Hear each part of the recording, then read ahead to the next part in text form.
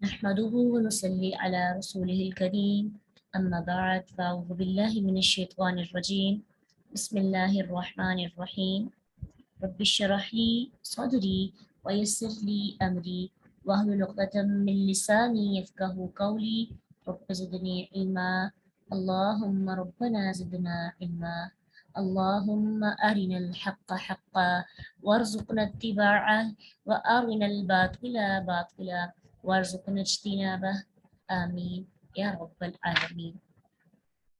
قالوا يا ذا القرنين إن يأجوج ومأجوج مفسدون في الأرض فهل نجعل لك حرجا على أن تجعل بيننا وبينهم سدا. انہوں نے کہا اے ذوالقرنین، بے شک یاجوج ماجوج دو قبیلے ہمارے ارد گرد رہتے ہیں، فساد کرنے والے ہیں زمین پر، ہمارے ساتھ لڑائی جھگڑا کرتے ہیں، ہمارے ساتھ ایسے حالات پیدا کرے ہمارے لیے جس سے ہماری زمین امن کی بجائے فساد کی طرف جا رہی ہے. تو کیا آپ ہماری مدد کر سکتے ہیں؟ اس مدد کے بدلے ہم سے کوئی حراج لے لیجئے گا، ٹیکس لے لیجئے گا. انہوں نے ٹیکس اور حراج کی پیشکش کی تو کہا کہ یہ لے لیں اور ہمارے اور ان کے درمیان ایک دیوار بنا. اب اس قوم اور یاجوج ماجوج کے درمیان دو پہاڑ تھے جس کے درمیان میں ایک درہ تھا جہاں سے آ کر وہ لوگ لوٹ مار کر چلے جاتے تھے. دو پہاڑوں کے درمیان ان کے برابر ایک بلند دیوار کوئی عام انسان نہیں بنا سکتا تھا کہ دو پہاڑوں کے درمیان جو خلا ہے نا اس کو کور کیا جائے. یہ کوئی کسی ریاست کا بادشاہ ہی بنا سکتا تھا جس کے پاس ہر قسم کے وسائل ہوں. کوئی قوم کتنی بھی مالدار کیوں نہ ہو، لیکن آپ امیجن کریں دو پہاڑوں کے درمیان کتنی اسپیس ہوتی ہے. پہاڑ آپ اپنی گردن اوپر لے جاتے ہیں تو آپ کو آسمان کی بلندیوں کو چھوتے ہوئے پہاڑ نظر آتے ہیں، اور ان کی اسپیس کو کور کرنے کے لیے بہت سے وسائل کی ضرورت ہوتی ہے. یہ کام کوئی قوم سر انجام نہیں دے سکتی تھی، امیر ترین بادشاہ ہی اس کام کو کر سکتا تھا. اس لیے انہوں نے کیا کیا کہ ہم سے حراجات لے لیں، ہم سے کوئی پیسے شیسے لے لیں اور یجوج اور ماجوج کے درمیان اور ہمارے درمیان میں ایک رکاوٹ، ایک دیوار بنا دے جو یہ رستہ روک دے اور وہ آ کر لوٹ مار نہ کرے. اس سے ایک بات پتہ چلتی ہے کہ ہر دور میں امن پسندیدہ رہا ہے. کوئی بھی بندہ فساد لڑائی جھگڑوں کو پسند نہیں کرتا. امن والا ماحول، محبت والا ماحول، خوشگوار ماحول ہر بندے کو، اور ویسے بھی ایمان والوں کو زیادہ تر ایسا ماحول پسند ہوتا ہے کیونکہ ان کا ایمان خطرے میں آ جاتا ہے. فساد بڑپا کریں گے، ہر وقت شکوہ شکایت لڑائی جھگڑا ہوگا تو نمازوں میں بھی خشوع و خضوع نہیں آئے گا. اب کیا ہوا؟ ذوالقرنین کیا جواب دیتے ہیں؟ قال، اس نے کہا ما مکنی، جو قدرت دی ہے مجھے، تھی ہی اس میں، ربی میرے رب نے، خیرون بہتر ہے، فَإِعُونِی، بس تم سب میری مدد کرو، بے قوت، ساتھ قوت کے. اب ذوالقرنین کیونکہ پیسے اکٹھے کرنے کے لیے باہر نہیں نکلا تھا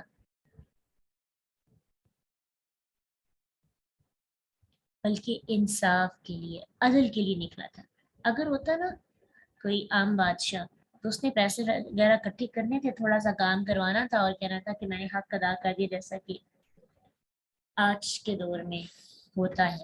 ٹیکس وغیرہ وصول کیے جاتے ہیں اور آدھا مال خود کھا لیا جاتا ہے، تھوڑا سا کام کروا دیا جاتا ہے اور اپنے خزانے بھر کر چلے جاتے ہیں. لیکن ذوالقرنین پیسے اکٹھے کرنے نہیں نکلا تھا، کہنے لگا مجھے تمہارے اس ٹیکس کی، حراج کی کوئی ضرورت نہیں. کیا کرو؟ بقوت، مجھے میری جسمانی قوت کے ساتھ مدد کرو. مجھے نفری چاہیے، مجھے تمہارے آدمی چاہیے جو میرے ساتھ محنت کر سکیں تاکہ میں تمہارے درمیان موٹی دیوار بنا دوں. تم خرچے کی فکر ہی مت کرو. کتنی خوبصورت بات، خودداری، لوگوں کی مدد. جو بندہ अल्लाह ताला की राह में निकल पड़ता है, उसके पास दौलत भी होती है, वो लालची नहीं होता। ठीक है, अब देखिए ना फर्क, ईमान वाला जब इक़्तिदार संभालता है तो खजाने अपने नहीं बढ़ता, और जब बेईमान इक़्तिदार संभालता है तो उसकी कोशिश होती है खजाने भरने में, लगाने में नहीं होती। ये फर्क होता है।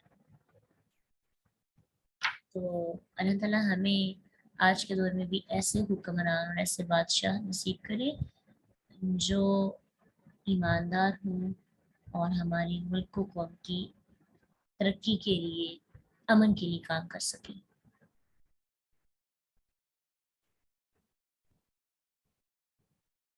अब कहा कि अब मुझे जिस्मानी कुव्वत के साथ मेरी मदद करो, अपने लोगों को बाहर निकालो। तो इससे ज़ुल्क़रनैन की फराह दिली, सखावत का दर्स हमें मिलता है कि किस तरह वो अपने नफ्स को मार कर राया को दुश्मन से महफूज करने के लिए मजबूत तरीन दिफा का बंदोबस्त कर रहा है। तो राया के लिए फीलिंग्स बादशाह की, हुकूमत की ऐसी होनी चाहिए, उनकी हर तरह से मदद की जाए, खुद भी साथ उनकी हेल्प लेकर एक प्रॉपर निज़ाम बनाया जाए। कहने लगा कि अजअल बैनकुम व बैनहुम रातमा, मैं बनाऊं तुम्हारे दरमियान और उनके दरमियान एक मजबूत बंद। उन्होंने कहा सद्दा, एक बंद दीवार बनाओ, लेकिन जुल्करनैन ने कहा कि नहीं, मैं रदम बनाऊंगा, मजबूत दीवार बनाऊंगा, मोटी दीवार बनाऊंगा। पत्थरों से पुर करना, पत्थरों की बनी हुई मोटी दीवार को रदम कहते हैं। तो ऐसा ही होना चाहिए लीडर को कि जब उसके फॉलोअर्स उसको थोड़ा कहें वो ज्यादा करें, अपनी तरफ से ज्यादा कोशिश करे, ज्यादा मेहनत करे।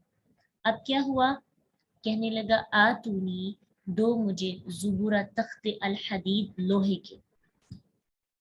उन्होंने उन तमाम लोगों से लोहे के तख्ते मंगवाए, लोहे की ईंटें मंगवाई, बड़े बड़े लोहे के टुकड़े मंगवाए।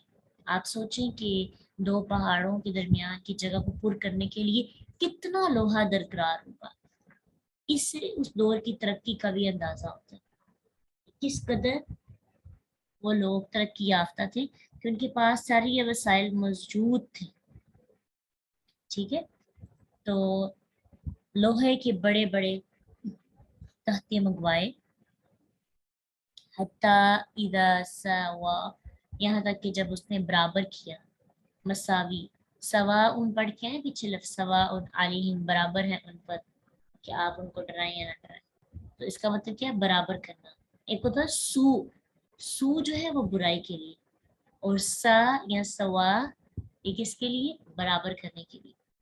तो हत्ता इदा सावा, जब उसने बराबर कर दिया, यानी सबको कवर कर दिया, वो स्पेस पूरी हो गई, जहां तक ऊंची दीवार बनानी थी लोहा इकट्ठा कर लिया, बैन सदफैन, दो पहाड़ों के खला को, काला फुकू, कहा फूको, यानी उसने फिर आग जलाई। पहाड़ों के दरमियान उनकी बुलंदी के बराबर लोहे के बड़े बड़े टुकड़े मुहैया करना, उन्हें ऊपर पहुंचाना, उन्हें जोड़ना, आज के तरक्की याफ्ता दौर में भी बहुत मुश्किल काम लगता है। लेकिन अगर हम अहराम मिस्र को देखें तो हम इस चीज़ को मान सकते हैं, क्योंकि हज़ारों साल पहले जब थकील यानी वज़नी अशिया को खींचने और ऊपर ले जाने का इल्म आज से बहुत पहले था। तो जुल्करनैन ने पहाड़ों के दोनों किनारों के बराबर लोहे के बड़े बड़े टुकड़े जोड़ने के बाद उनको यकजा कर कर, बराबर कर कर, उन्हें आग से सुर्ख करने का हुक्म दिया। काला फुकू, कहा इस पर फूको, और फिर दूसरी साइड पर तांबे को पिघलाने का बंदोबस्त किया। जब लोहे की ईंटें और तख्ते सरासर आग बन गए, हत्ता इदा जअलहू नारा, यहाँ तक कि जब उसने कर दिया उसे आग, किसको, उन लोहों के टुकड़ों को।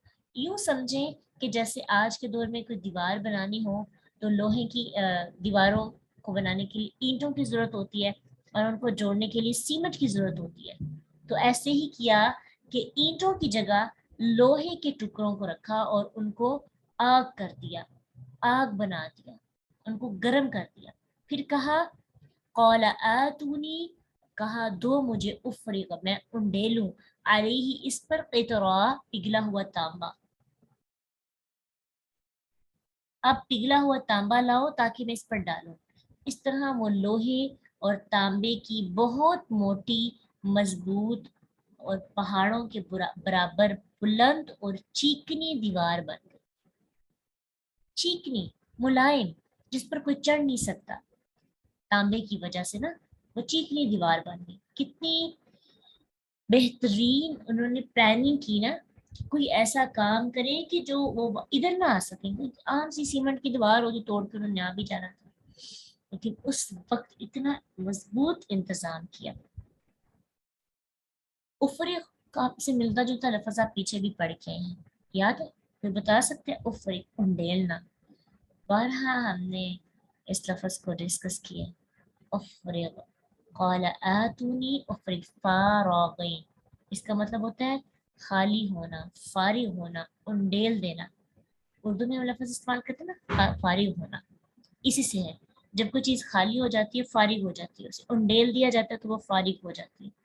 آپ یہ لفظ پڑھ کے آئے ہیں دعا میں, ربنا افرغ علینا, اے اللہ انڈیل دے ہم پر, کیا صبر. تو انہوں نے اس پر پگھلا ہوا تانبا انڈیل دیا. تو اس سے ایک بات پتہ چلتی ہے, واقعی یہ لرننگ پوائنٹ ہمارا, کہ مومن عقل مند ہوتا ہے, مومن اسباب والا بھی ہوتا ہے. مومن ضروری نہیں کہ کوئی غریب انسان ہو اور وہی جنگلوں میں نکلے, وہی مومن ہوتا ہے. مومن طاقتور ہونا چاہیے. ویسے بھی طاقتور مومن کمزور مومن سے کم ہے. طاقتور مومن زیادہ افضل, زیادہ اچھا ہے, اور لینے والا ہاتھ دینے والے ہاتھ سے زیادہ, دینے جو دیا جاتا ہے ہاتھ وہ زیادہ بہتر ہے لینے والے سے. تو ہمیں بھی کوشش کرنی چاہیے کہ ہم محنت کریں, جدوجہد کریں, اسباب اختیار کریں اور دین کے لیے خدمت کریں, دین کے کاموں میں آگے بڑھ بڑھ کے حصہ لیں, اور کوئی ایسے مضبوط دیواریں بنائیں کہ جو فتنے ہیں ان سے لوگوں کو بچایا جا سکے. یعنی ایسے آئیڈیاز لے کے آئیں کہ لوگوں کو فتنوں سے بچایا جا سکے. باقی مومن کو ہوشیار ہونا چاہیے, مومن کا مائنڈ جینیس ہونا چاہیے, اسمارٹ ہونا چاہیے. مومن کو سمجھدار, باشعور ہونا چاہیے. ایسے مومن بننا ہے. وہ تو تدبر کے ساتھ بن سکتے ہیں, غور و فکر کے ساتھ, کہ بات کے اندر کی بات کا ہمیں پتہ چل جائے. ہم کسی کو ملیں تو اس کی پرسنالٹی سے پہچان جائے کہ یہ بندہ کیسا ہے, تاکہ ہم اپنے وقت غلط بندوں پہ ضائع نہ کریں. اب دیکھیے کہ دیوار ایسی بن گئی جس پر نہ یاجوج ماجوج چڑھ سکتے تھے, نہ اس میں سوراخ کر سکتے تھے. ہزاروں فٹ اونچی اس دیوار کو بنانے میں سائنس کے کیا کیا علوم استعمال ہوئے, لوہے اور تانبے کی کتنی مقدار خرچ ہوئی, اتنی بلندی پر لوہے کو کیسے سرخ کیا گیا, تانبے کی اتنی مقدار اس قدر بلندی پر پہنچانے تک کیسی پگھلی ہوئی حالت میں رہی ہوگی. سوچے نا, اتنی موٹی دیوار جب سرخ ہوئی ہوگی تو اس کے پاس کھڑے ہو کر پگھلا ہوا تانبا کیسے ڈالا گیا ہوگا, یہ کام کتنی مدت میں مکمل ہوا, یہ سب کچھ کس کو پتا ہے؟ صرف اللہ تعالیٰ کو, صرف اللہ تعالیٰ کو. اور اس سارے کام میں ذوالقرنین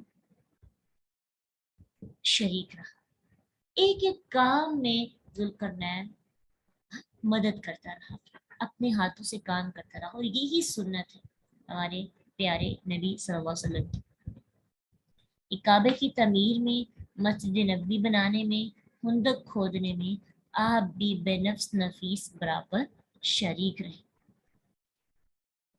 تو لیڈر بس کرسی پہ نہ بیٹھے, خود کوشش کرے, خود محنت کرے.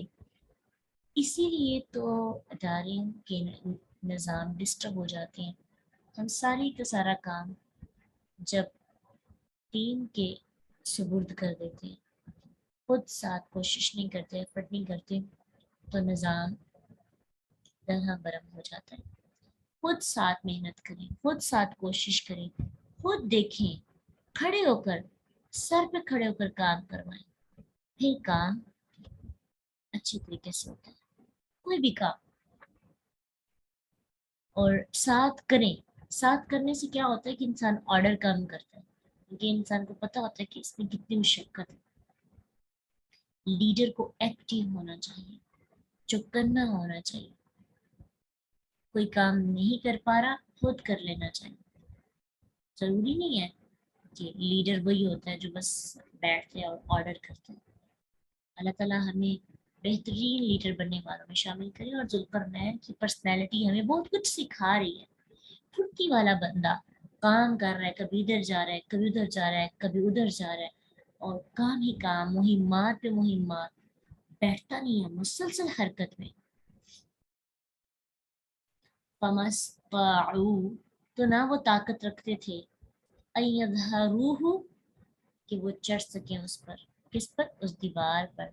वमस्तताउ, और ना वो ताकत रखते थे, लहू, इसमें नकबा, सुराख करने की, नकब लगाने की। अब देखिए, इस्ताउ और इस्तताउ दोनों का मतलब एक ही है, प्रोनाउंसिएशन चेंज है। पहले वाला थोड़ा खफीफ है, दूसरा थोड़ा शदीद है। और क्योंकि चढ़ने के लिए हल्का लफ्ज इस्तेमाल किए, नकब लगाने से हल्का है उस दीवार पे चढ़ना, यानी चढ़ना आसान है, उसमें सुराख करना ज्यादा मुश्किल है, इस्तताउ इसलिए शिद्दत वाला लफ्ज।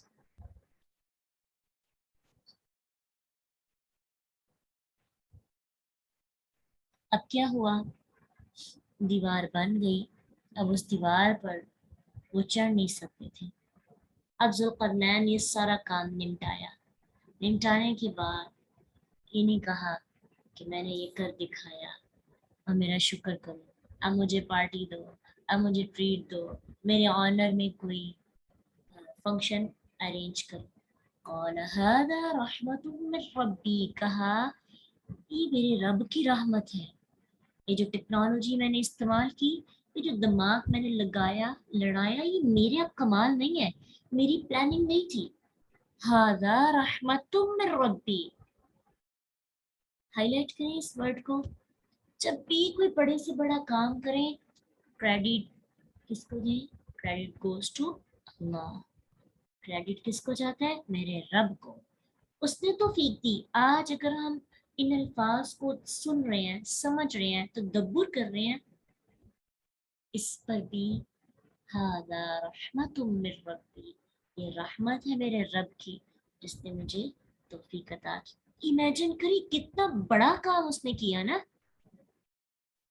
छोटा काम नहीं। और हम क्या करें, किसी के हाथ पे मेहंदी लगाते ना, डिजाइन प्यारा सा बना ले, तो बार बार देखते रहते हैं, वाओ कितनी प्यारी मैंने मेहंदी लगाई। हल्का फुल्का सा डिजाइन बना दे, तो हम 4-5 दिन ये कहते रहते हैं, कितना कमाल है मेरे हाथों का। यकीन जाने, पेंटिंग जब हम करते हैं, मैं खुद अपना सोचती हूँ कि जब मैं पेंटिंग करती हूँ, और अजीब सी फीलिंग्स होती है कि कितनी प्यारी पेंटिंग बन गई है, और 2-3 दिन तक इंसान देखते रहता है। हमारे ईमान की कमी है ना, क्या कहें, हादा रहमतुम मिर रब्बी। अगर इंसान सोचे ना, इंसान कुछ भी नहीं करता, किसकी रहमत? अल्लाह की। बिल्कुल अल्लाह की रहमत 100%। ये जो हम, अगर हम में से जो एक्टिव होकर ये अल्फाज सुन रहे हैं, नींद का जो गलबा नहीं है, और मोहब्बत और तदब्बुर के साथ कुरान के वर्ड्स को फील करें, इट्स नॉट माई एफर्ट, ये मेरी कोशिश नहीं है, ये मेरी मेहनत नहीं है। हादा रहमतुम मिर रब्बी, उसने तौफीक अता की, उसने मुझे सिखाया कि किस तरह मैंने अपनी सुस्ती पर काबू पाना। क्रेडिट किसको देना? अल्लाह को। अपना कारनामा करार देने की बजाय अपने रहमत, अपने रब की रहमत करार दें। और देखिए कि ये एक बहुत ही बड़ी बात कह दी उसने। अब देखिए ना, जुल्करनैन की बात और वो बागों वालों की बात, जो बाग वाला था बेईमान, कंपेयर करें दोनों, जो अपने बाप को कभी बर्बाद ना होने वाला कह रहा था, लेकिन अब जो कर रहे हैं, क्या कहते हैं, फ़इज़ा जाअ वअदु रब्बी जअलहू दक्का, फिर जब आ जाएगा वादा मेरे रब का, वो कर देगा इसे रेजा रेजा, दक्का दक्का, इदा दुक्कतिल अर्दु दक्का दक्का। दक्का कहते हैं किसी चीज को कूट कूट कर बराबर कर देना, रेजा रेजा कर, जैसे कोई टावर गिरे नीचे, बड़ा सा कोई टावर हो कभी गिरा हो, तो जब नीचे गिरता है तो उसकी एक एक चीज पुर्जा पुर्जा हो जाती है, वो इक्वल हो जाता है, बराबर हो जाता है। इसी तरह कहता है कि जब मेरे रब का हुक्म आ जाएगा, तो ये जो इतनी कोशिश की ना, मजबूत किला दीवार बना दिया, मजबूती के बावजूद इसे लाजवाल करार दे रही, मतलब इतनी मजबूती के बावजूद कह रहा है कि ये दीवार लाजवाल नहीं है, हमेशा नहीं रहेगी, खत्म हो जाएगी, अल्लाह जमीन के बराबर कर देगा, और मेरे रब का वादा सच्चा है। अब देखिए ना, हम भी बात कर रहे थे कि जो पीछे बाघ वाला था, उसने कहा कि मेरे बाघ को कुछ नहीं हो सकता, और जुल्करनैन इतनी मेहनत कोशिश करके क्रेडिट अल्लाह को देकर भी कहते हैं कि जब रब का हुक्म आना ना, तो इतनी मजबूत दीवार तांबे और लोहे की भी रेजा रेजा हो जाएगी। यकीन जाने हमारी क्या औकात है। इसका मतलब है उनको आखिरत पे बहुत यकीन था। तब के जो लोग थे ना, वो आखिरत को सामने रख कर काम करते थे। ठीक है, इसलिए हमें भी बड़ी बड़ी कोशिशें मेहनत करने के बाद, अपने घर बनाने के बाद सोचना चाहिए कि जो इतनी डेकोरेट रूम को किया जा रहा है, इतनी डेकोरेशन की जा रही है, इदा जाअ वअदु रब्बी जअलहू दक्का, जब आना ना रब का हुक्म, इसने हो जाना रेजा रेजा, बिल्कुल बराबर, जमीन की इक्वल हो जाना है। जुल्करनैन की इस बात से ये पता चलता है कि सारी दुनिया की बादशाहत मिलने के बावजूद आखिरत की फिक्र हर वक्त रहनी चाहिए, क्योंकि दुनिया फानी है और आखिरत हमेशा रहने वाली। तो आखिरत की फिक्र भी होनी चाहिए कि ये सब मिट्टी मिट्टी हो जाएगा, चूर चूर हो जाएगा, मिट्टी का ढेर बन जाएगा, लेकिन हम नहीं ना आखिरत को सामने रखते, हम दुनिया को सामने रखकर अपनी सारी कोशिशें दबो दो करते हैं। हदीस में आता है, ज़ैनब बिनते जख्श रज़ियल्लाहु अन्हा फरमाती हैं कि बुखारी की हदीस है कि नबी सल्लल्लाहु अलैहि वसल्लम नींद से ला इलाहा इल्लल्लाह कहते हुए बेदार हुए, जबकि आपका चेहरा सुर्ख था। फरमाया, अरब के लिए बहुत बड़ी तबाही इस शर से जो बहुत करीब आ गया है। आज यजूज मजूज की दीवार में इतना हिस्सा खुल गया, यानी उस उंगली के साथ इशारा करके बताया कि इतना सा हिस्सा, गोल दायरा बनाकर इतना सा हिस्सा खुल गया। तो पूछा गया, क्या हम अपने आप में सालिहीन के मौजूद होते हुए खिलाफ हो जाएंगे? कहा, जब बुराई ज्यादा हो जाए ना, तो फिर ऐसा ही होता है कि सालिहीन भी खिलाफ हो जाते हैं, सालिहीन में रहते हुए भी। तो खैर, अंदाज़ा इससे ये लगाया जाता है कि उस दीवार में शगाफ आना शुरू हो गई है, आहिस्ता आहिस्ता, हल्की हल्की से, क़यामत के नज़दीक वो दीवार क्या हो जाएगी, टूट जाएगी। अब देखिए, अब हम कुरान और हदीस से थोड़ा देखते हैं जुल्करनैन के बारे में, कुरान और हदीस में क्या, क़यामत के दिन क्या होगा, ये दीवार टूट जाएगी। सूरत अंबिया के अंदर हम पढ़ते हैं, अल्लाह सुब्हानहू व तआला फरमाते हैं, हत्ता इज़ा फुतिहत याजूज व माजूज व हुम मिन कुल्ली हदबिन यंसिलून, यहाँ तक कि जब याजूज मजूज खोल दिए जाएंगे, वो हर ऊंची जगह से दौड़ते हुए आएंगे, ऊंची ऊंची जगह से। वक्तरबल वादुल हक़ फ़इज़ा हिय शाखिसतुन अबसारुल्लज़ीन कफ़रू या वैलना क़द कुन्ना फ़ी गफ़लतिन मिन हाज़ा बल कुन्ना ज़ालिमीन, और सच्चा वादा बिल्कुल करीब आ जाएगा। तो अचानक ये होगा कि उन लोगों की आंखें खुली रह जाएंगी जिन्होंने कुफर किया, जो मानते नहीं थे, जो कहते थे वो दीवार है ही नहीं, कहेंगे ہائے ہماری بربادی، بے شک ہم اس سے غفلت میں تھے، بلکہ ہم ظلم کرنے والے تھے۔ تو سورۃ قہف اور سورۃ انبیاء دونوں کی آیات کو ملانے سے یہ بات واضح ہوتی ہے کہ اس دیوار کے زمین کے برابر ہونے اور یاجوج ماجوج کی موجیں مارتے ہوئے نکلنے کا وقت ایک ہی ہے۔ وہ کیا وقت ہے؟ جب سور پھونکا جائے گا، قیامت بالکل قریب ہو جائے گی۔ اس کی مزید تفصیل صحیح مسلم میں ہے، اللہ کے نبی صلی اللہ علیہ وسلم کی زبانی موجود ہے۔ انشاءاللہ آپ کو یہ روایات سینڈ بھی کی جائیں گی، آپ اس کو خود بھی ڈسکس کریں گے۔ حدیث میں آتا ہے کہ نبی صلی اللہ علیہ وسلم نے فرمایا کہ عیسیٰ علیہ السلام اسی طرح مصروف ہوں گے کہ اللہ تعالیٰ عیسیٰ علیہ السلام کی طرف وہی فرمائیں گے، یعنی عیسیٰ علیہ السلام کی دنیا میں آنے کے بعد یاجوج ماجوج نے آنا ہے۔ ان کو ذرا دھیان سے دیکھیے گا تاکہ ہم کسی کو انفارمیشن دیں تو ہم اچھی اور اوتھینٹک چیزیں بتا سکیں۔ کہتے ہیں کہ اللہ تعالیٰ کہیں گے کہ میں نے اپنے کچھ ایسے بندے نکالے ہیں کہ کسی میں ان سے لڑنے کی طاقت نہیں ہے، اس لیے تم عیسیٰ علیہ السلام کو حکم دیں گے اللہ کہ میرے بندوں کو طور کی طرف لے کر جا کر محفوظ کر لو۔ اللہ تعالیٰ یاجوج ماجوج کو بھیجے گا، وہ ہر اونچی جگہ سے دوڑتے ہوئے آئیں گے۔ ان کے پہلے لوگ یعنی شروع میں جو لوگ نکلیں گے وہ تبریا جھیل پر پہنچیں گے، اس پر جو بھی پانی ہوگا وہ سارا پی جائیں گے۔ جب بعد میں آئیں گے نا لوگ، وہ آ کے دیکھیں گے یعنی پانی بالکل وہاں موجود نہیں ہوگا، تو وہ دیکھیں گے کہ یہاں کچھ پانی ضرور تھا، یعنی نشانات سے پتہ چلے گا۔ اللہ کے نبی عیسیٰ علیہ السلام اور ان کے ساتھی محصور ہی رہیں گے، یعنی وہاں پہ ہی وہی طور میں کہ عیسیٰ علیہ السلام وہاں پہ رہیں گے، تو یہاں تک کہ ان میں سے ہر ایک کے نزدیک بیل کا سر آج تمہارے نزدیک 100 دینار سے بہتر ہوگا۔ پھر عیسیٰ علیہ السلام اور ان کے ساتھی اللہ سے دعا کریں گے، اللہ تعالیٰ یاجوج ماجوج کی گردنوں میں کیڑے ڈال دے گا، وہ سب ایک شخص کی موت کی طرح سارے ہلاک ہو جائیں گے۔ پھر اللہ کے نبی عیسیٰ علیہ السلام اور ان کے ساتھی زمین پہ اتریں گے تو زمین میں ایک بالشت جگہ بھی نہیں پائیں گے جسے ان کی گندگی نے نہ بر رکھا ہو۔ اللہ تعالیٰ بختی اونٹوں کی گردنوں جیسے پرندے بھیجے گا جو انہیں اٹھا کر وہاں پھینک دیں گے جہاں اللہ چاہے گا۔ پھر اللہ تعالیٰ ایسی بارش برسائے گا، کوئی مکان یا خیمہ اس کے بغیر نہیں رہے گا۔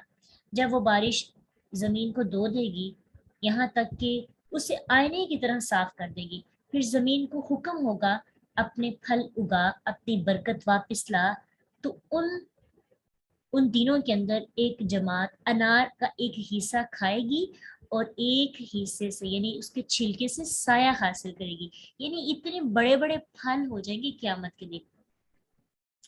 سبحان اللہ، کہ انار کھائیں گے اور پھر ایک جماعت انار کا ایک حصہ کھائے گی اور اس کے چھلکے سے کیا کرے گی؟ سایہ حاصل کرے گی۔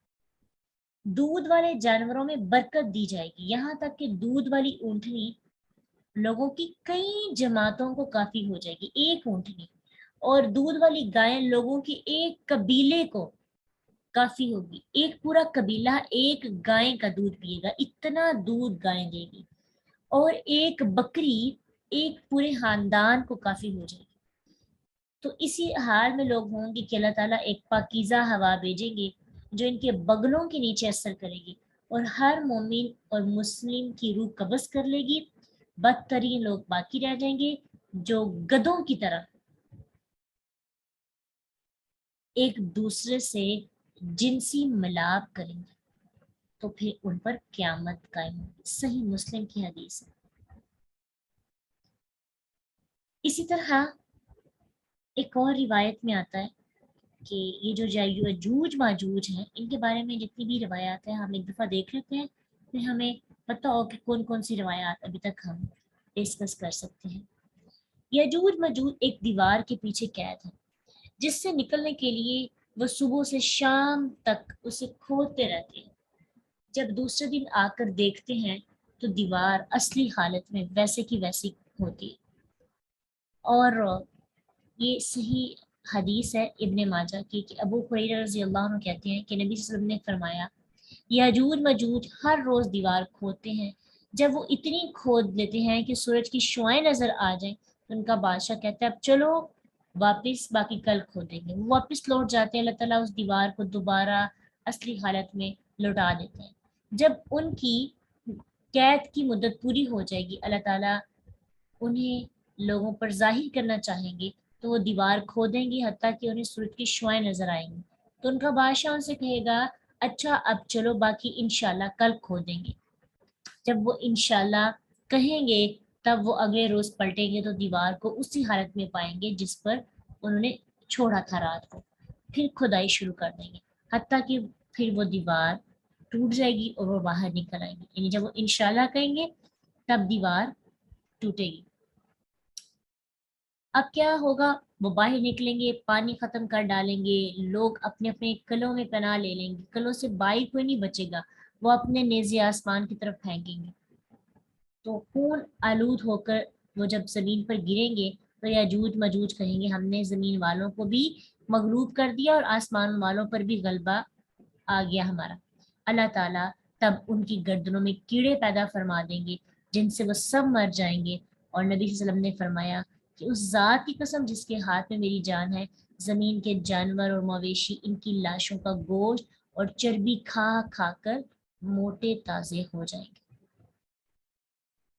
یہ سب کب ہوگا؟ قیامت کے نزدیک۔ یاجوج ماجوج کا فتنہ بہت تباہ کن فتنہ ہے، اس لیے جب ہم فتنوں کی دعا پڑھتے ہیں نا تو اس میں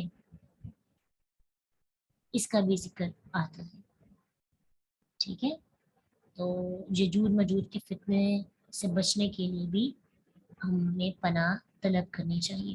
تو یہ چند باتیں ہیں جو یاجوج ماجوج کے بارے میں ہمیں قرآن و حدیث سے ملتی ہیں۔ اس کے علاوہ کچھ لوگوں نے ان کی شکل و صورت کے بارے میں بھی بتایا ہے، لیکن اس کا ذکر نا صحیح حدیث میں موجود نہیں ہے کہ ان کی شکل کیسی ہوگی اور وہ کس طرح سے موٹے موٹے اور آنکھیں بڑی بڑی ہوں گی، تو یہ صحیح حدیث سے ثابت نہیں ہے۔